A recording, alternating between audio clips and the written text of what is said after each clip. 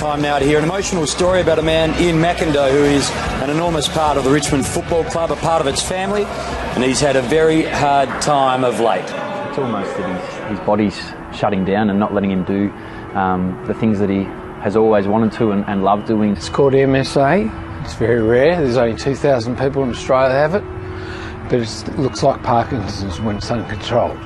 So Parkinson's disease is the most common movement disorder that people see. It's hard to see. It's someone you care about, and to see how tough it's been for him. And obviously he's a very proud person, and to have a debilitating illness like that is always going to be hard. My friend Chris Bradshaw, who's a doctor at Geelong, used to be the club doctor here, and he always wanted to get me down here. I think I've attended possibly 300 games.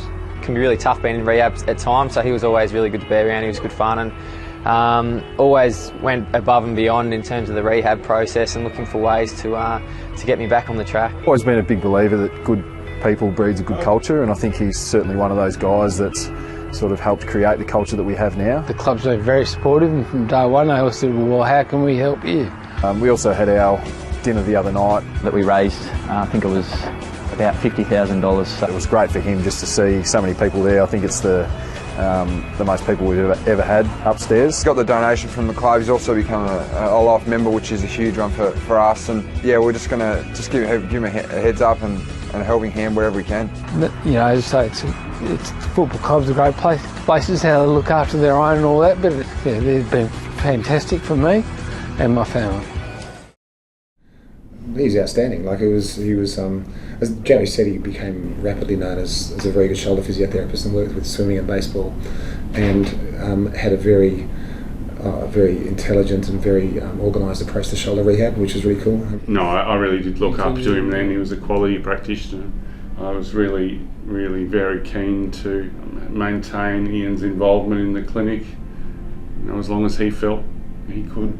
And he's still very much part of our family. And so I suppose apart from being Ian's sister, I'm also the lawyer in the family, and in some ways that's helped through this process. Fortunately, we haven't had to draw on it much, but one thing Ian was really realistic about when he first got his diagnosis, he got some advice about there will be a day in the future, and you don't quite know when that will be, where you need to make sure that you have your affairs in order and you have the necessary powers of attorney for your wife and anybody else that you need to set up, so that you don't lose the capacity to make those decisions and have those requirements in place, and so that you can always be at peace that if ever you suddenly have a dramatic progression in your illness or something unpredicted, everything's in order and you have peace of mind. So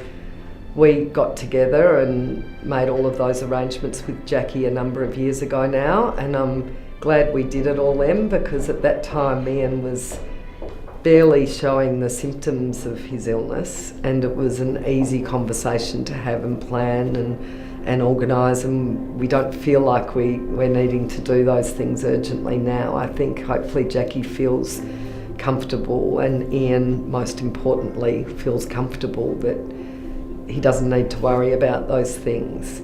But I think the second time that the legal side of it became relevant was a pretty frustrating experience that people with rare illnesses must confront often, unfortunately. But Ian, there came a time where Ian really couldn't work anymore.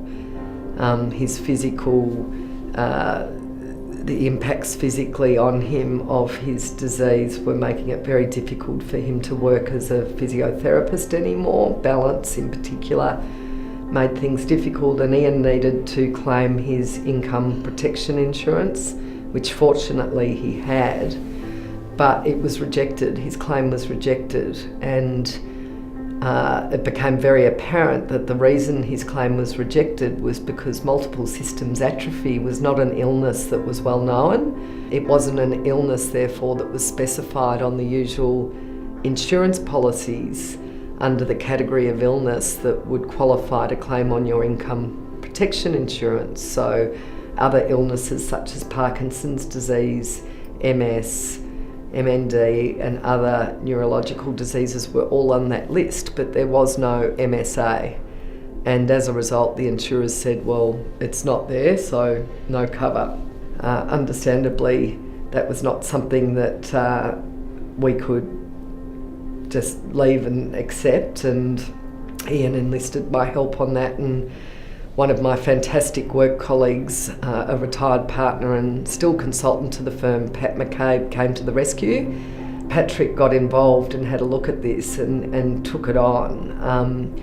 And we assisted in writing some correspondence back responding to this denial of cover.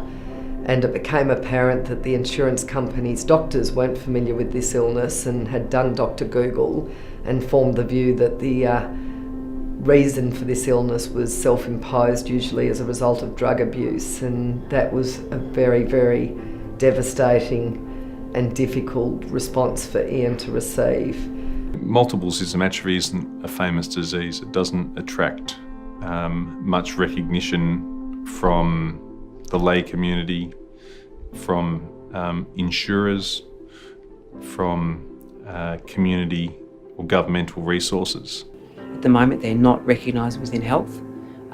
They don't have a clinical code within our acute healthcare system, which they really should do, because they're very complex conditions, and potentially they're conditions that actually take up a lot of healthcare resources unless they're managed particularly well. But Patrick, not to be deterred, had some conversations with Ian's neurologist, Professor Williams, who was understandably very upset about this ill-informed opinion, medical opinion, and we pulled together more responses, and happily they ended up accepting cover.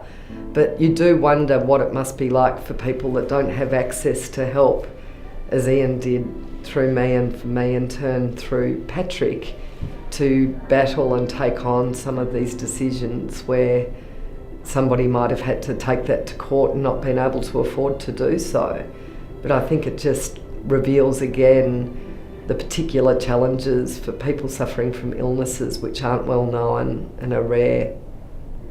I guess we're maintaining sort of our efforts to promote and raise awareness about these conditions. We're maintaining our efforts to fundraise for these conditions so we can support initiatives that both increase awareness and increase the clinical care that people actually get. Every year we're dedicated to actually developing healthcare professional and carer events dedicated towards people impacted by these diseases. So in our small way, we're working very, very hard unfortunately within our capacity. I mean, Parkinson's Victoria as an organisation has only got 9 employees, and we cover the whole state. So in a small way, we're doing our best to try and promote and raise profile of these conditions, and certainly collaborations with larger entities such as the Florey and the Alfred Hospital are really helping us to do that.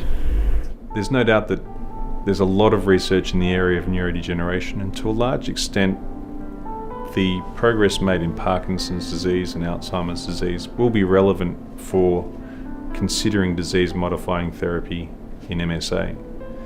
And so they're good focuses and frequent focuses of research teams around the world, and we should hope that that sort of research progresses over time, and we hope that progression leads to strategies for modifying the condition. I think all I'd really say in summary is I think Ian McIndoe will create a legacy and has set an example for so many people to follow.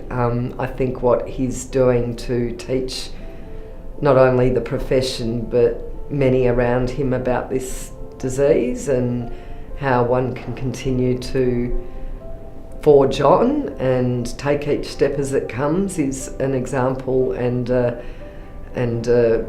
contribution that many people will benefit from, and as do we, just as family members. You know, love his anecdotes. Don't know how many more historical stories Jacky can put up with, but we'll keep going with it as long as he wants to tell them.